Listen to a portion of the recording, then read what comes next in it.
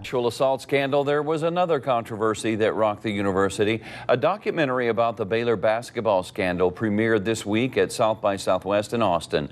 News 10's Rissa Shaw spoke to the producer of Disgraced. So Rissa, did the sexual assault scandal have any effect on the film? Gordon, while the story didn't change, the people telling it did. The director and producer says they were deep into filming when the sex assault scandal broke, bringing absolute silence from the university along with it. But while Baylor may not have been a part of the film, officials have something to say about it tonight.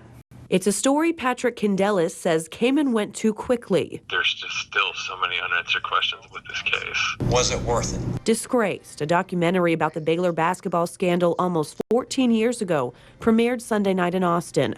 The director and producer said he wanted to get as close to the truth as possible. Really, all I hope is that it's a much clearer picture of what happened in 2003. That was the goal, but the film may have brought more questions than answers.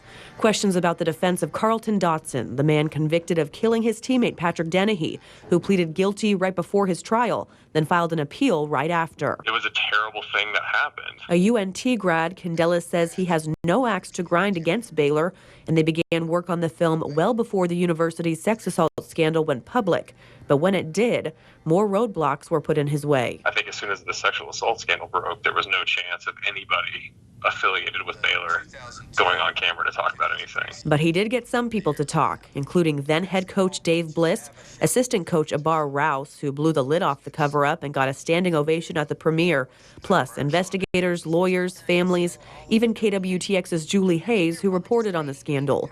But a voice from Baylor was absent from the film. The PR strategy for Baylor of burying your head in the sand and hoping everything goes away, I don't think that's gone too well for them recently.